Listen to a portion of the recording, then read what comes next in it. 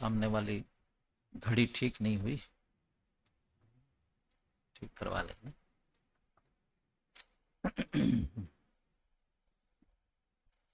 सावधान। जय श्री ओम नमः सिद्धेभ्यः नमो अर्हन्तां नमो सिद्धाणं नमो आयरीयाणं नमो वज्झायाणं नमो लोये संवसाहुणम्। मंगलम भगवान वीरो मंगलम गौतमो गणी मंगलम कुंद कुंदार्यो जैन धर्मोस्तु मंगलम सर्वमंगल मांगल्यम सर्वकल्याणकारकम प्रधानम सर्वधर्माणां जैनम जयतु शासनम वंदितु सौवसिद्धे ध्रुवमचलमनोवमं गदिं पत्ते वोच्छामि समयपाउड मिनमो सुदकेवली भणिदम्।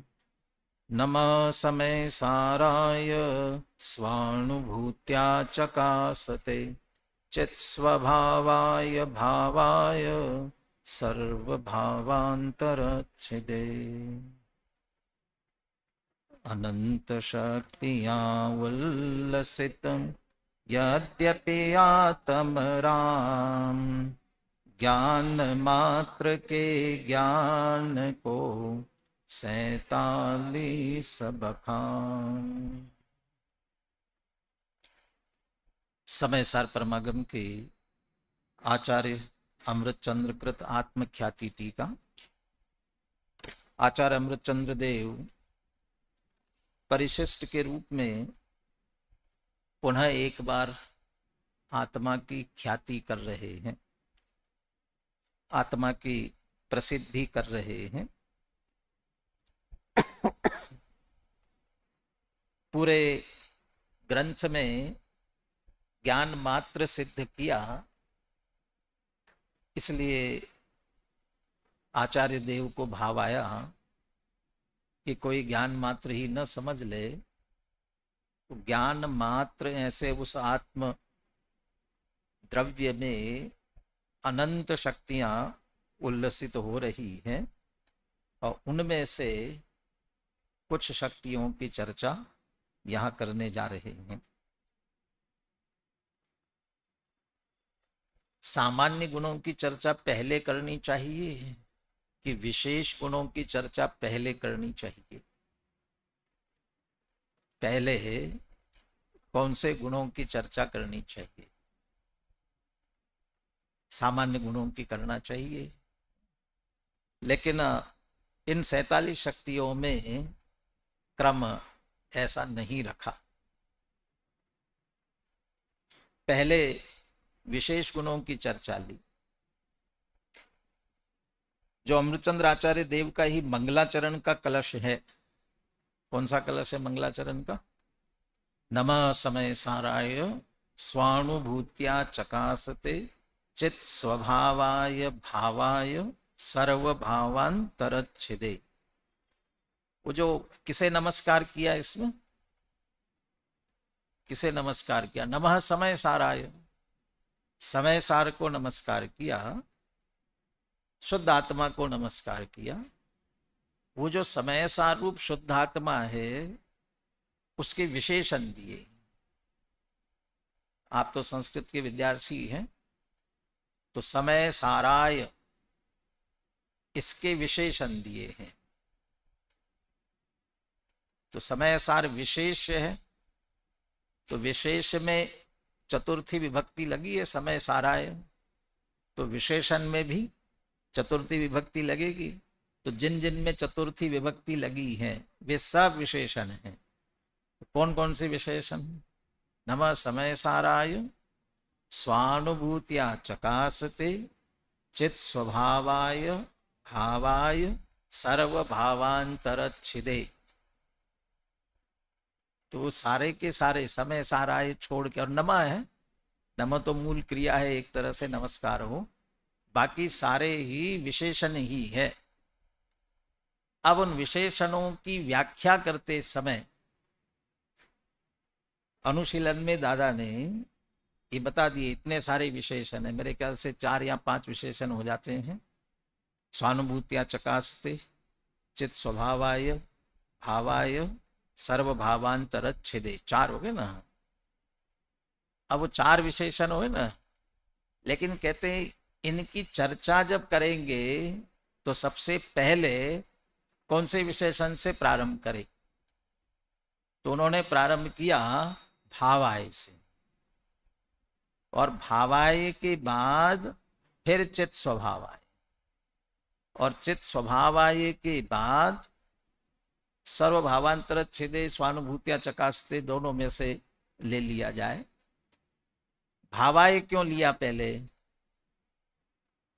भाव माने है, सत्ता, वह है, तो पहले कह रहे उसके अस्तित्व की सिद्धि हो, पहले सत्ता की सिद्धि, और फिर वह कैसा है, यानी सत, सद्भाव, भाव, वो सामान्य, और फिर चित स्वभाव आए, वह चैतन्यपना, फिर विशेष, और फिर उसके बाद स्वानुभव से प्रकाशित और सर्वद्रव्यों को प्रकाशित करने का स्वभाव है, वो बाद में दिए। यहां प्रारंभ किया जीवत्व, चिति, दृषि, ज्ञान, वो सब, यहां तक कि वीर्य आदि भी विशेषणों की बात की, तो मुख्य रूप से जो विशेष गुण है, जो सीधी आत्मा को प्रसिद्ध करने वाले हैं, और अब जाकर के जो विशेषण आ रहे हैं वे सामान्य।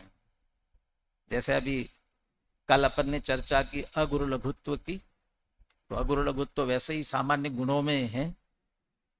फिर अब जो दो जो शक्तियां आ रही है, वो जो सत द्रव्य लक्षणम सत्ता, उससे दोनों संबंधित है, तो वह अस्तित्व, जो सामान्य गुण, और एक तरह से उनकी चर्चा यहां ली। ऐसा क्यों किया होगा? तो हमें तो ज्ञान मात्र ग्रंथ में पूरा सिद्ध किया है, अब तो उसकी विशेषता के लिए अनंत गुणों की चर्चा करनी है, इसलिए जीव से लेकर के वो चर्चा प्रारंभ की गई है। दादा ने प्रारंभ में ये भी कहा कि इनमें आप घटित करना चाहो, एक थोड़ा व्यवस्थित क्रम भी है, लगाना चाहो तो इस तरह क्रम, कारण भी नहीं है, न किसी का कार्य न किसी का कारण है। इसका मतलब किसी से कुछ लेना देना ही नहीं है, पर से कुछ भी संबंध नहीं, कोई भी संबंध नहीं है पर से, चले ऐसा नहीं है। यद्यपि पर का कारण नहीं है, पर का कार्य नहीं है, लेकिन पर को जानता है और पर के द्वारा जाना जाता है। स्वयं को जानता और स्वयं के द्वारा जाना जाना है तो स्वयं का स्वभाव है ही, लेकिन वह कार्य कारण का संबंध नहीं होने पर भी जानने का और जानने में आने का ये सहज संबंध है। अभी मोटे तौर पर अपन ने जीव का अन्य द्रव्यों के साथ में कौन सा संबंध है, यदि ये पूछा जाए तो हम एक सामान्य रूप से ये कहते हैं ज्ञेय ज्ञायक संबंध है, और कोई संबंध तो नहीं है, ज्ञेय ज्ञायक संबंध है। अभी परिणम्य परिणामकत्व शक्ति पढ़ने के बाद आप कुछ और इसमें बदलना चाहेंगे? ज्ञेय ज्ञायक संबंध, चलिए मैं ऐसा कहता हूं, निश्चय व्यवहार के संदर्भ में जब बात आती है ना, निश्चय व्यवहार, और इसकी 2 तरह की विशेषता है। निश्चय व्यवहार के बीच में 2 तरह के संबंध है, निषेध्य निषेधक और प्रतिपाद्य प्रतिपादक। निश्चय व्यवहार में कौन सा संबंध है? निश्चय व्यवहार में प्रतिपाद्य प्रतिपादक, तो निषेध निषेधक नहीं है। जब आपको निषेध निषेधक कहना हो ना, तो क्या करना पड़ेगा? व्यवहार निश्चय करना पड़ेगा, व्यवहार निश्चय, निश्चय व्यवहार में निषेध निषेधक संबंध नहीं है व्यवहार निश्चय में, क्योंकि व्यवहार निषेध है और निश्चय निषेधक है, ऐसा वहां अपन बदलते हैं। अब मैं स्व और पर के बीच में, पर द्रव्यों के साथ जीव का कौन सा संबंध है? तो हमने कहते गे गायक संबंध है, यही कहते हैं ना। तो अभी अभी मैं बदल कर ये कहना चाहता हूं, क्या हम ऐसा नहीं कह सकते कि गायक गेय संबंध है, गायक गेय संबंध है, ऐसा भी कह सकते हैं ना। क्यों कह सकते हैं? गेय गायक संबंध में वे गेय और मैं उनका गायक, अब हम इसे बदल रहे हैं, वे मेरे गायक और मैं उनका गेय। तो पर का गायक पर का गेय भी बन सकूं, ऐसी शक्ति भी है, माने दो तरफा शक्ति है ये। जीव और पुद्गल में निमित्त नैमित्तिक संबंध है, और पुद्गल और जीव में, पुद्गल और जीव में नैमित्तिक निमित्त, नहीं बदलने की जरूरत नहीं है, दोनों तरफ का संबंध है वह निमित्त नैमित्तिक। जीव के परिणामों में पुद्गल निमित्त होता है, पुद्गल के परिणामों में जीव निमित्त होता है। समय सार की गाथा सुनाई थी ना।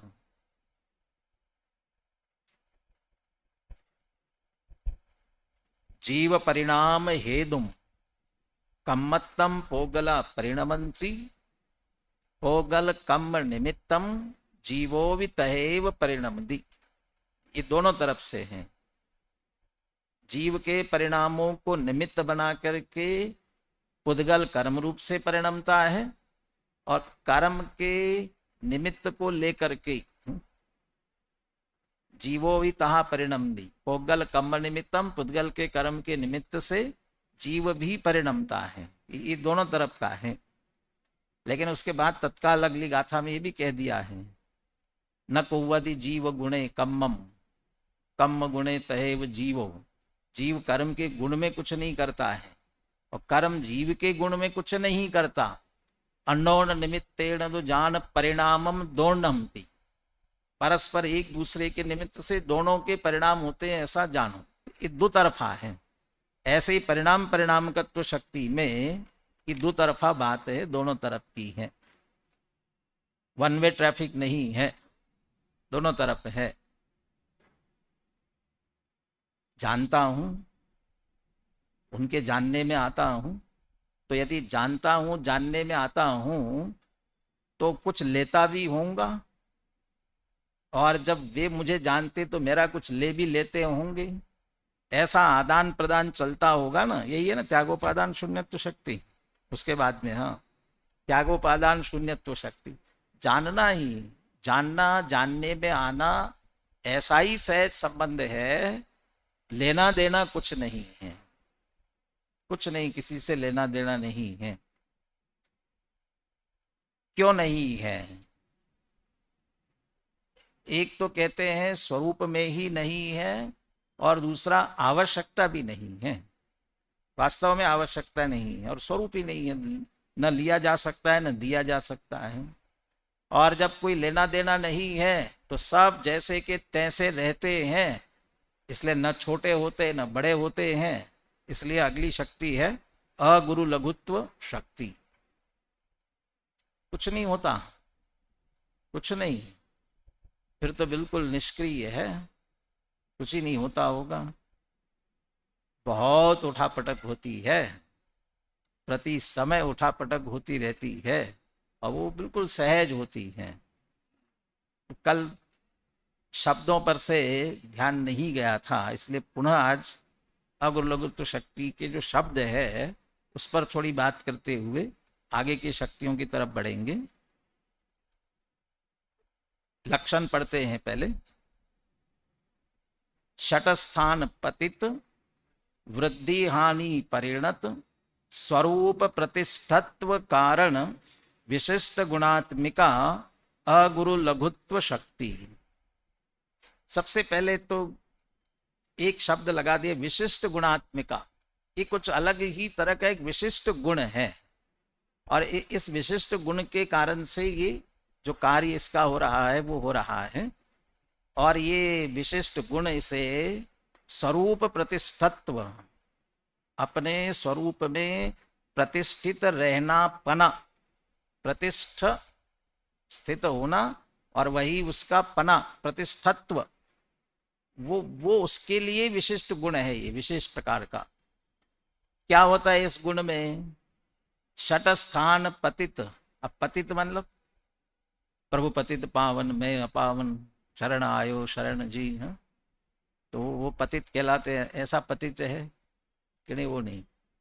और अब आप संस्कृत पढ़ते हो तो पतित माने गिरा हुआ, तो यहाँ गिरा हुआ वो सीधा है कि 6 भेद है जिसके। षट स्थान पतित माने 6 स्थान, इतना ही लेना है, कोई पतित का अलग से अर्थ नहीं है। 6 स्थान 6 भेद है, उन 6 भेदों रूप से परिणत।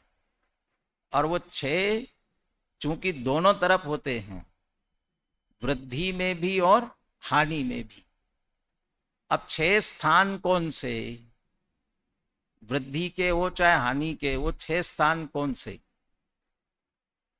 कल कहा था अविभागी प्रतिच्छेद, जो शक्ति के अंश होते हैं, छोटे छोटे अंश करना कि जिसके पुनः विभाग नहीं किया जा सके।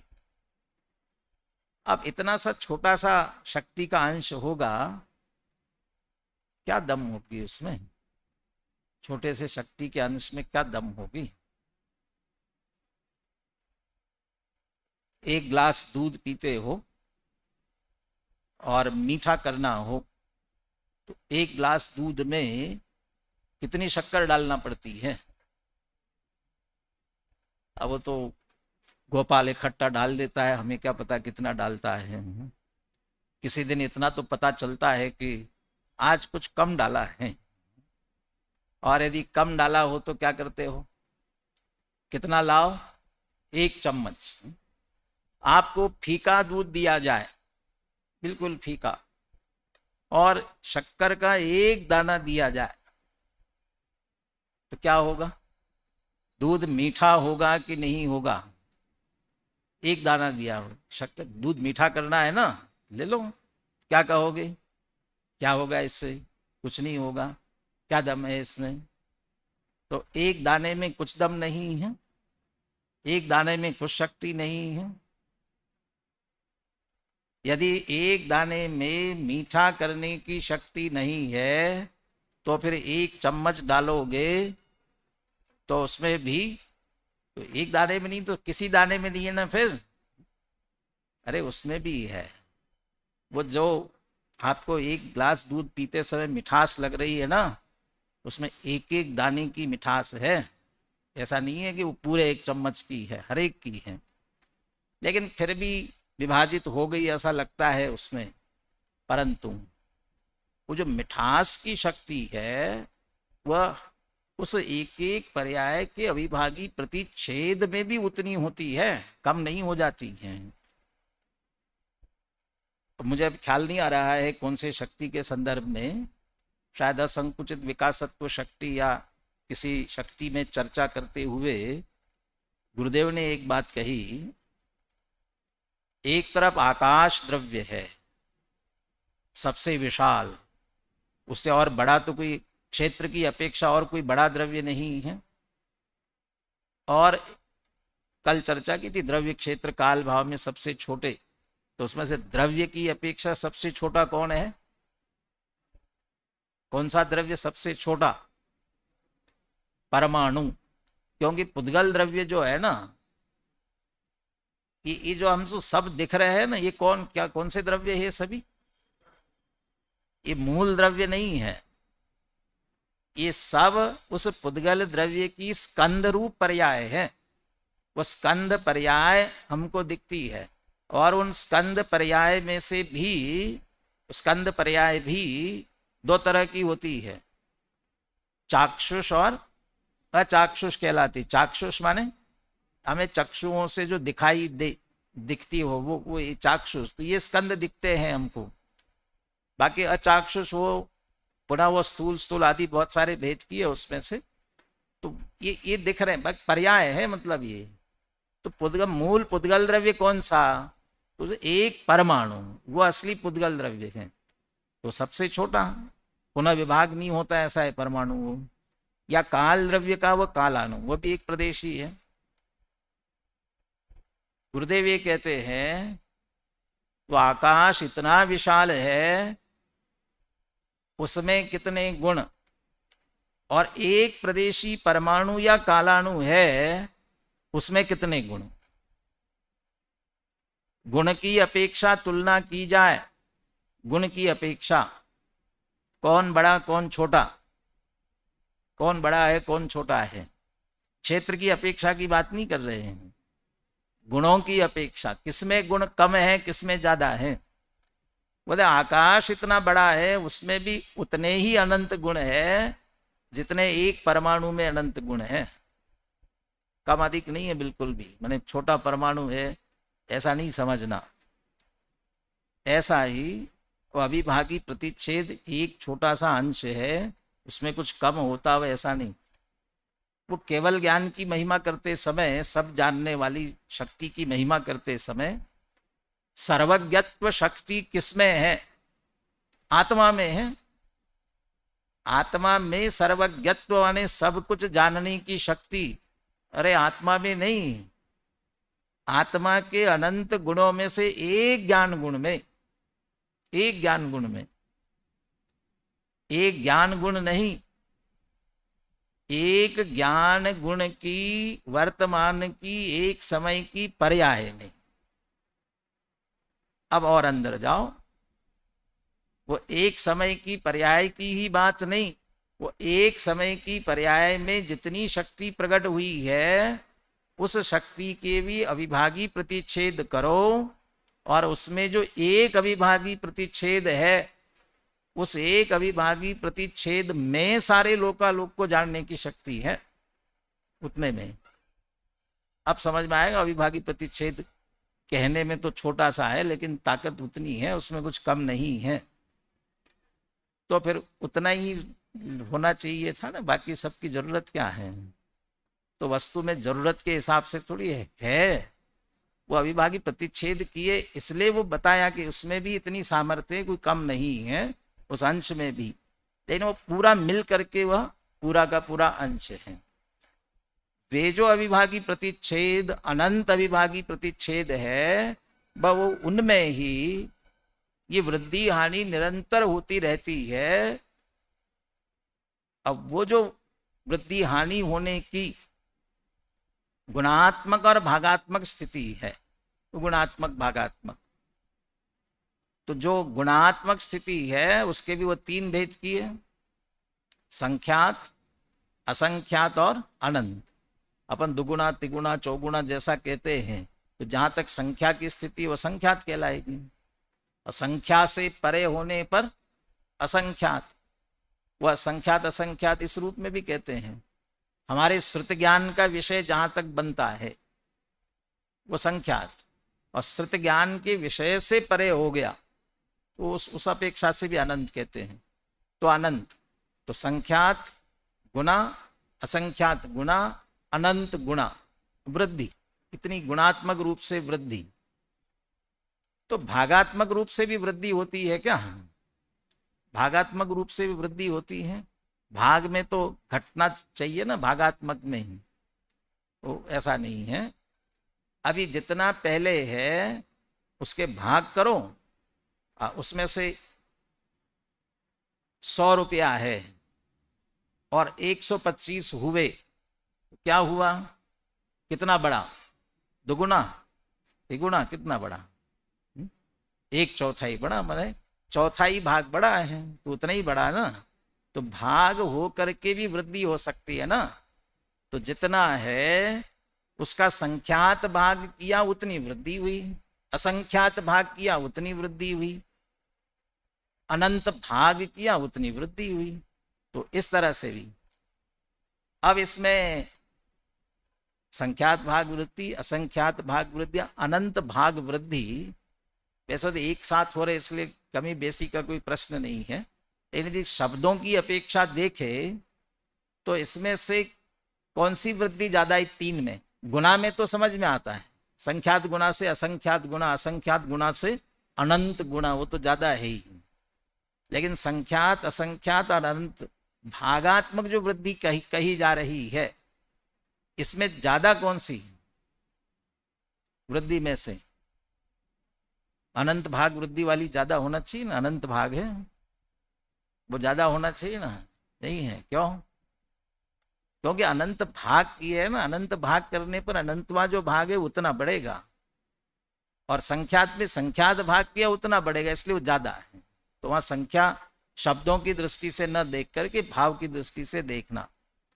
ऐसा ही हानि हो रही, हानि भी हो तो वह भी संख्यात गुणा, असंख्यात गुणा, अनंत गुणा, संख्यात भाग, असंख्यात भाग और अनंत भाग, यह हानि।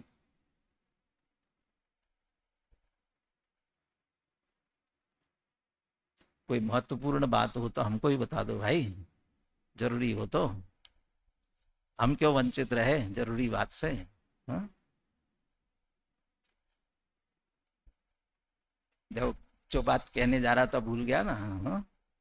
इसके बाद में जो बात कहने जा रहा था, हाँ, ये कह रहा था जितना है, जब हम हानि की बात करें ना, जितना है अनंत गुणा हानि, अनंत गुणा हानि। अब अनंत गुणा हानि हो गई तो बचा क्या फिर? अनंत गुणा हानि हो गई, क्या बचेगा? अड़ानी और जो भी है, कितने करोड़ का, 10,000 करोड़, 20,000, जितने भी लाखों करोड़ जितने भी हैं, और समझो उतना ही घाटा लग गया, हानि हो गई, तो वो फिर बचा क्या? फिर तो कर्जे में चले गए ना उल्टा। जैसे अनंत गुणा हानि हो गई, फिर क्या बचा? वही कह रहे हैं, वो जो अभिभागी प्रतिच्छेद है ना, वो है ही इतने, वो ये इतना सब होते हुए भी उसका जो मूल स्वरूप है उसमें कोई अंतर नहीं पड़ता है। स्वरूप प्रतिष्ठत्व, फिर भी स्वरूप की प्रतिष्ठा यथावत बनी रहती है, और ये निरंतर अंदर चलता रहता है। सब द्रव्यों में धर्म अधर्म आदि जो बिल्कुल चुपचाप अपनी जगह है ना, न कहीं आते हैं न कहीं जाते हैं, न कुछ नहीं, न हलचल, कुछ भी नहीं है ना, ये प्रति समय हलचल उनमें भी हो रहे हैं। जिन सिद्ध भगवान को हम कहते हैं रही अनंत काल यथा तथा शिव परिणय, वो भी अभी अभी आगे आने वाली निष्क्रियपना, निष्क्रियत्व, निष्क्रियत्व आने वाली है, बिल्कुल निष्क्रिय, तब उनमें भी ये शतस्थान पतित वृद्धि हानि प्रति समय हो रही है। अब ये सब हो रहा है, ये मत पूछना कैसे हो रहा है, क्यों नहीं पूछना? क्योंकि जो जिन शब्दों में कह दिया भाई इसी तरह से आगम में वर्णन मिलता है, इसलिए आगम प्रमाण से समझना, और केवल ज्ञान गम्य ऐसी वह स्थिति है।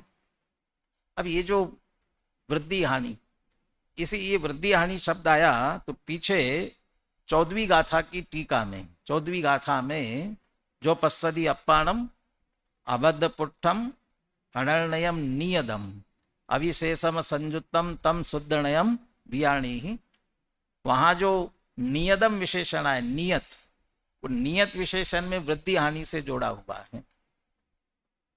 शुद्ध नय से देखा जाए तो आत्मा वृद्धि हानि से रहित है, ना कोई उसमें वृद्धि होती है ना हानि होती है। वृद्धि हानि से रहित होने से वो नियत है, समुद्र की भांति उदाहरण दिया, समुद्र की तरह। और व्यवहार से देखा जाए तो प्रति समय वृद्धि हानि हो रही है, प्रति समय।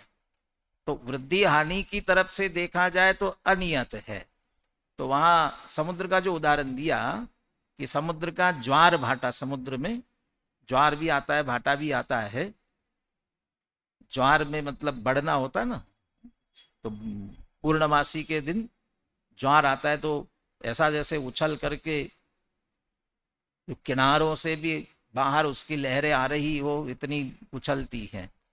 और जब भाटा हो जाता है अमावस के दिन तो बहुत पीछे जैसा समुद्र खाली हो गया हूं, तो इतना वो घटा बड़ी हो रही है ना समुद्र में, पानी बढ़ गया, पानी घट गया।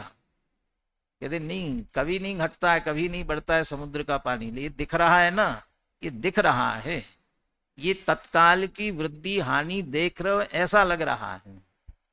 वहां की तो स्थिति यह है कि इधर वृद्धि हुई है तो दूसरी तरफ हानि हुई है, और इधर हानि हुई है तो दूसरी तरफ वृद्धि हुई है। तो हानि वृद्धि ये उसका वो रूप है, इसलिए पानी न घटता है न बढ़ता है।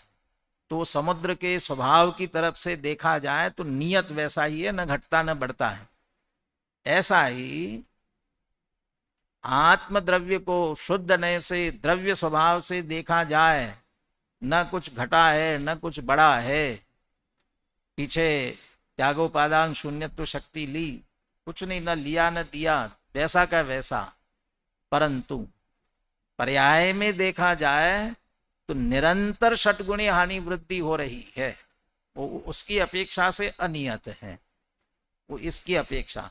बाकी जो संसारी अवस्था में क्षयोपशम आदि हमारे पर्यायों में क्षयोपशम घटना बढ़ना होता रहता है, इस तरह की वृद्धि हानि वो अलग बात है। ये षटगुणी हानि अगुर लघुत्व वाली तो निरंतर चलती रहती है, तो इसकी ओर से उस वृद्धि हानि की तरफ से भी देखा जाए तो अनियत है, घटा बड़ी निरंतर चल रही है, एक क्षण भी बिना घटे बड़े रहता नहीं। अब ये जो परिवर्तन हो रहा है, तो ऐसा परिवर्तन होने के लिए इतनी वृद्धि हानि, उथल पुथल हो तो भी सामर्थ्य चाहिए ना, तब तो इतना उथल पुथल होगा। तो ये सामर्थ्य क्या है, वो अगली शक्ति में कहते हैं, 18वीं शक्ति उत्पाद वे ध्रुवत्व शक्ति। शब्दों में तो उत्पाद वे ध्रुवत्व कह दिया, लेकिन इसका भी लक्षण बता रहे हैं। इसका क्या लक्षण है? क्रमाक्रम वृत्त वृत्तित्व लक्षणा उत्पाद व्यय ध्रुवत्व शक्ति। क्रम अक्रम वृत्त वृत्तित्व, क्रम वृत्त वृत्तित्व, अक्रम वृत्त वृत्तित्व, ये लक्षण है उत्पाद व्यय ध्रुवत्व शक्ति का। आत्मा में एक ऐसी शक्ति है जिसके कारण से वह क्रमशः वर्तता है। वर्तना शब्द थी ना, वृत्तित्व, वर्तना, हिंदी में जो अर्थ किया, क्रम वृत्ति और अक्रम वृत्ति रूप वर्तना है लक्षण जिसका। वर्तना मतलब आप हिंदी में अनुवाद करते हो, मुझ में ज्ञान है। अब ये जो हम शब्द प्रयोग करें तो इसके लिए कहते हैं ना हम, अब मुझ में भी शब्द मुझे भी सोचना पड़ रहा है संस्कृत में। चलो जीव की बात करें, जीवे ज्ञानम अस्ति, ये शब्द प्रयोग किया ना, जीव में ज्ञान है, जीव में ज्ञान है, जीवे ज्ञानम अस्ति। इसको अब दूसरे शब्दों में कहना हो अस्ति की जगह तो कोई शब्द और प्रयोग कर सकते हैं। हा? जीवे ज्ञानम वर्तते, वर्तते शब्द का भी प्रयोग करते हो ना, माने वर्तते शब्द वर्तना, ये कहना चाहता था मैं कि वह अस्ति है के अर्थ में आता है, वह है के अर्थ में ही वर्तना शब्द का प्रयोग होता है। माने वर्तना माने वर्तते रहना, ऐसा अर्थ नहीं लेना है, परिणमित ही होते रहना ऐसा अर्थ नहीं लेना, है के अर्थ में भी लेना। तो वर्तना लक्षण है पना, तो वो जो है पना वो दो तरह का है। कैसा है, कैसा वर्तता है? एक क्रमशः वर्तता है, क्रम वृत्त वृत्तित्व, और अक्रम से भी वर्तता है, अक्रम से भी है, अक्रम वृत्तित्व। क्रम से कौन वर्तता है और अक्रम से कौन वर्तता है? जो क्रम से वर्तता है वो क्रम जो पड़ता है वह पड़ता है उत्पाद वे, उत्पाद वे, और वो किस में होता है? पर्याय में होता है, परिणमन में होता है, पर्याय में वह क्रम से होना।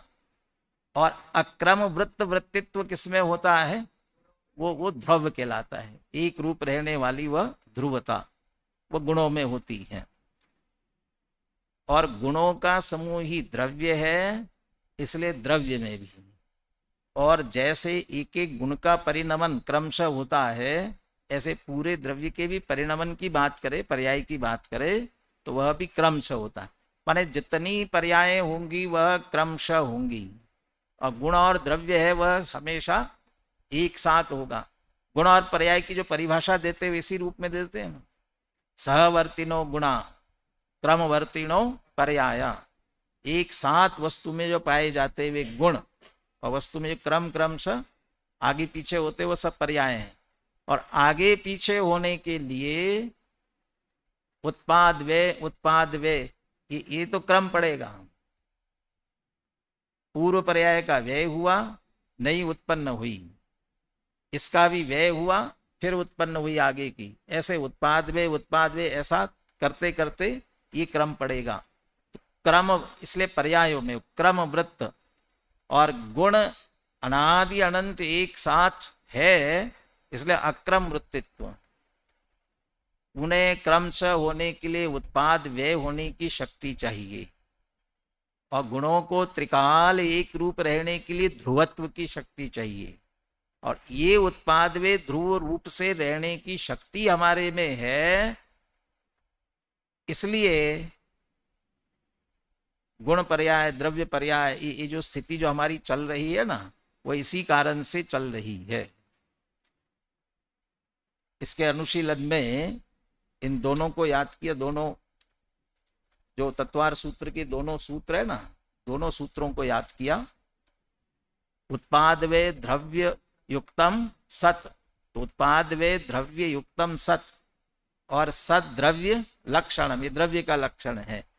तो उत्पाद वे ध्रुवत्व शक्ति से उसका द्रव्यपना सिद्ध होता है। और इसी में गुण पर्याय क्यों आए? क्योंकि द्रव्य का ही लक्षण दूसरी तरह से गुण पर्यायवत द्रव्यम भी कहते हैं। तो गुण पर्यायवत द्रव्यम, और दोनों का मेल बिठाएंगे, सुमेल, दोनों अलग अलग लक्षण है कि एक ही लक्षण है? दोनों का शब्द भेद, भाव भेद नहीं है। भाव दोनों का एक कैसे निकालेंगे? गुण पर्यायवत द्रव्यम कहा तो गुण व द्रव्य या अक्रम वृत्तित्व वाला, और पर्याय कहने से उत्पाद व्यय और क्रम वृत्तित्व लक्षण वाला। इसलिए इन दोनों उत्पाद वे ध्रुवता, गुण पर्याय कहो चाहे उत्पाद वे ध्रुवता, ये करने की शक्ति है त्रिकाल से, इसलिए ये बराबर करता जा रहा है। तो उत्पाद वे ध्रुवत्व की शक्ति, तो कौन सी शक्ति हुई? ये कौन सा गुण हुआ? अरे कौन सा गुण हुआ? ये गुण कौन सा हुआ? उत्पाद वे, तो अभी तो बता, लक्षण कहा ना, उत्पाद वे द्रव्य युक्तम सत, तो सत माने कौन सा गुण हुआ? लेकिन यहां अस्तित्व गुण नहीं लेना है। क्यों नहीं लेना है? वह अस्तित्व गुण अगले में आएगा, अस्तित्व शब्द का ही प्रयोग आने वाला है। तो फिर क्या लेना? वो जो सत्ता बनी किसके कारण से? कि उत्पाद वे द्रव्य के कारण से। तो सत्ता होने के लिए जिस उत्पाद वे ध्रुवता की आवश्यकता है, उस उत्पाद वे ध्रुवता की शक्ति तो चाहिए। यदि उत्पाद वे ध्रुवता की भी शक्ति ही ना हो तो सत्ता बनेगी कैसे? इसलिए प्रत्येक द्रव्य में प्रति समय उत्पाद वे ध्रुवता की शक्ति है, मैंने इसको भी एक शक्ति के रूप में लिया। और इस शक्ति में उत्पाद वे ध्रुवता तीनों को धारण करने की विशेष प्रकार की यह शक्ति है। अब इसमें से चूंकि मैं स्वयं ही उत्पाद वे रूप करता हूं, परिणमने की शक्ति मुझ में स्वयं में है, इसलिए दूसरे की मुझ में रंच मात्र में भी किसी प्रकार की आवश्यकता सहायता की जरूरत नहीं है। आधार भी मैं, परिणमन भी मैं, इसलिए हमें किसी और दूसरे की आवश्यकता नहीं है।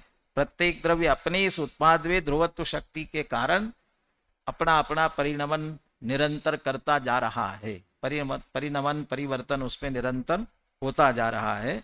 तो एक विशेष प्रकार की उत्पाद वे ध्रुवत्व शक्ति। अब इसी को लेते हुए अगली शक्ति ले रहे हैं। अगली कौन सी है? परिणाम शक्ति। अब यहां भी जो है ना परिणाम, आपकी परीक्षाएं हो गई? हाँ? हो गई? कॉलेज की नहीं हुई, हमारे यहाँ की तो हो गई ना, हो गई। परिणाम आ गया, आ गया परिणाम। क्या परिणाम मतलब क्या हुआ? अब रिजल्ट कहना पड़ेगा, रिजल्ट आ गया। वो रिजल्ट जो है वो यहाँ परिणाम शब्द का अर्थ नहीं है यहाँ, माने वो हम जो इसका क्या परिणाम होगा, क्या परिणाम निकला, ये जो रिजल्ट की बात करते हैं वो यहाँ पर नहीं है। कोई एक वो पंक्ति आती है ना, दुनिया है वणिक वृत्ति रखती, काम नहीं परिणाम निरखती। तो काम नहीं परिणाम निरखती का मतलब तुमने क्या काम किया इससे मतलब नहीं है, तुमने पढ़ाई की नहीं की, खेला कूदा क्या किया नहीं मालूम, लेकिन परीक्षा में बढ़िया आ गए मार्क्स, माने ये बढ़िया है, ये अच्छा है। परिणाम निरखती, परिणाम देखता है, वो परिणाम यहाँ नहीं है।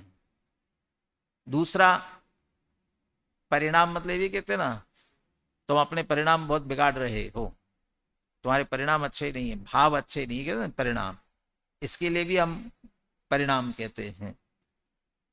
ये जो परिवर्तन होना उसे भी परिणाम, परिणमन को परिणाम कहते हैं। माने न यहाँ परिणमन के मात्र परिणमन के अर्थ में परिणाम नहीं है, न जो भावों को हम परिणाम कहते हैं, मोह राग द्वेष आदि के परिणाम उस अर्थ में है, और न रिजल्ट फल उस अर्थ में है। तो फिर किस अर्थ में है? तो जो लक्षण दिया वो समझेंगे तब समझ में आएगा किस अर्थ में है। वो परिणाम शक्ति है, और उस शक्ति का जो स्वरूप है उस अर्थ में है। तो क्या है शक्ति का स्वरूप? इसका बहुत बड़ा लक्षण दिया है, लेकिन बड़े लक्षण का स्वरूप छोटा सा ही है। छोटा सा माने एक संक्षेप में उसे हम समझ सकते हैं। द्रव्य स्वभाव भूत द्रव्य व्यय उत्पादालिंगित सदृश विसदृश रूप एक अस्तित्व मात्रमयी परिणाम शक्ति। एक शब्द में कहा जाए अस्तित्व मात्रमयी परिणाम शक्ति। अस्तित्व मात्र माने सत्ता मात्र पना है, ये परिणाम है। लेकिन वो अस्तित्व है, वह कैसा है? वह अस्तित्व कैसा? दो विशेषण दे, तीन समझ ली, तीन विशेषण हो गए। सबसे पहले देते हैं, पीछे से चल रहे अपन, अस्तित्व मात्रमयी का ना, अस्तित्व मात्रमयी परिणाम शक्ति है। वह अस्तित्व कैसा है? सदृश विसदृश रूप। हमारा अस्तित्व ही ऐसा है, क्या करे, कैसा? सदृश विसदृश रूप है। वह सदृशता भी है उसमें और विसदृशता भी। सदृशता एक रूपता समानता, और विसदृशता विपरीतता भिन्नता विभिन्नता। तो सदृश विसदृश रूप, लेकिन सदृश विसदृशता दो नहीं है, ऐसे रूप वाली एक सत्ता, एक अस्तित्व मात्र में ही। वह सदृशता विसदृशता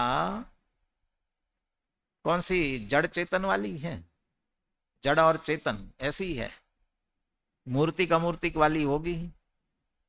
कौन सी सदृशता विसदृशता कौन सी है?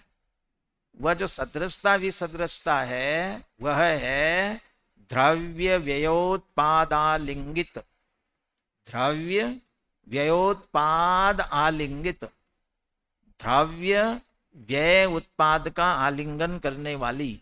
द्रव्य और व्ययोत्पाद को लेकर, द्रव्य और व्ययोत्पाद से युक्त सहित द्रव्य व्ययोत्पाद रूप, ऐसी वह सदृश विसदृश।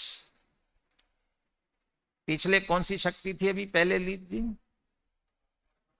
उत्पाद व्यय ध्रुवत्व शक्ति थी। तो वहां क्रम क्या लिया था? उत्पाद व्यय ध्रुव, ठीक है। और अभी यहां शब्द क्या ले रहे हैं? द्रव्य व्ययोत्पाद आलिंगित। क्यों?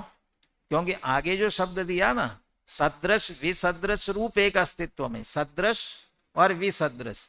तो सदृशता विसदृशता किस बात की है? द्रव्य व्ययोत्पाद। जो द्रव्य है वह सदृश है। आत्मा त्रिकाल एक रूप रहने वाला ध्रुव तत्व है, ध्रुव है, त्रिकाल एक रूप रहने वाला है। उसी ध्रुवता के कारण से जो निगोद में सो ही मुझ में सो ही मोक्ष मजार, अंतर भेद कछु भी नाही, भेद गिने संसार, वो वहां से लेकर वहां तक बिल्कुल एक रूप है, सदृश, कोई अंतर नहीं आया। ये ध्रुवता के कारण द्रव्य, ये सदृश। परंतु वो जो निगोद में उसके बाद निकला,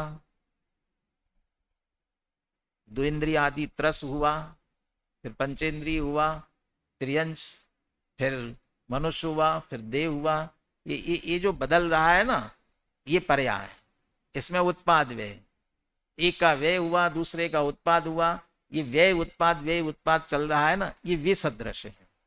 तो ध्रुवता सदृश है, द्रव्यपना सदृश है, और व्यय उत्पाद होना ये विसदृश है। इसलिए ये सदृश विसदृशपना लिया। ये ऐसा सदृशता विसदृशता, ये विरूपता क्यों है, किस लिए है? पहला शब्द देते हैं द्रव्य स्वभाव भूत, द्रव्य की स्वभाव भूत है। किसी भी द्रव्य को इन दो के बिना या तीन के बिना, दो इसलिए कह रहे हैं कि वो उत्पाद वे एक साथ ले लो, विसदृश परिणाम, और ध्रुवता सदृश परिणाम, और उत्पाद वे ध्रुव तीन ले लो तो तीन ले लो। इनके बिना किसी द्रव्य को खड़ा करके बता देना ये द्रव्य है, इसमें से इन तीन में से कोई एक कम है, बिना इसके चल जाएगा इसका काम। तो कभी कभी 4 व्हीलर होता है ना, वो 4 व्हीलर वाला भी एकाध पहिया पंक्चर हो भी गया हो तो 3 पर कदाचित चला करके ले जाओ, और कोई और ज्यादा होशियार हो तो हो सकता है वो 2 पर ही चला करके ले जाए। 2 पहिए की साइकिल हो तो 1 पहिए पर भी वो कलाकार हो तो चला करके ले जाए, सर्कस वाला तो चलाता ही है। ऐसा ही एकाध कोई विश्व का द्रव्य अनोखा कलाकार सर्कस वाला ऐसा बता दो, 3 में से कोई एक नहीं है, इसमें से बनेगा क्या? विचार करके देख लो, बन ही नहीं सकेगा। इसके बिना वस्तु ही नहीं बनेगी।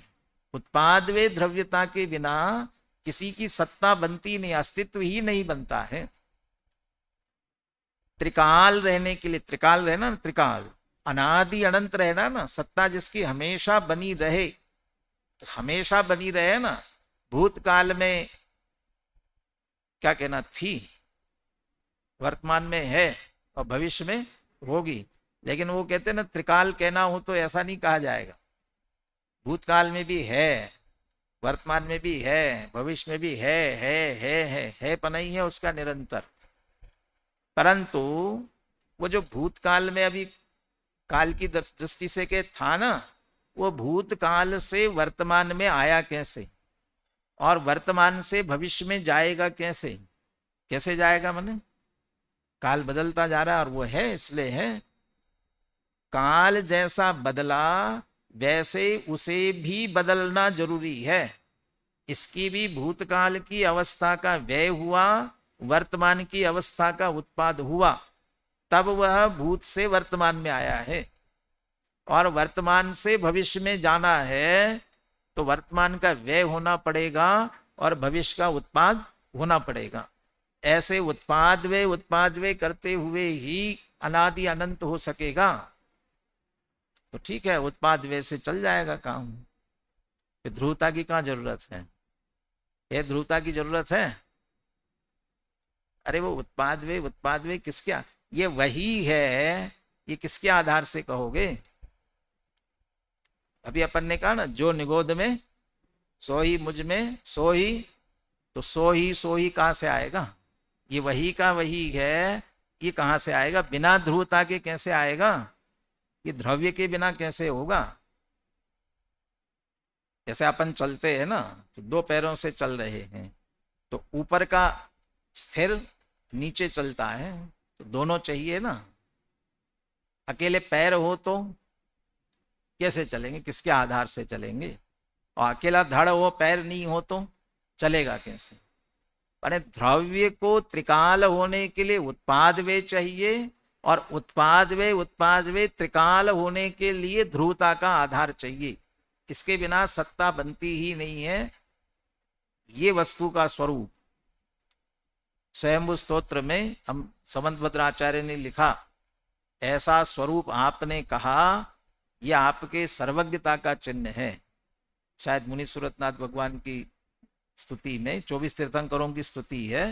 माने आपने जगत को उत्पाद वे ध्रुव रूप बताया है, यह आपके सर्वज्ञता का चिन्ह है। ये इसका मतलब इतनी सूक्ष्म वस्तु की व्यवस्था आपने बताई अनेकांतात्मक, ये आपके सर्वज्ञता का।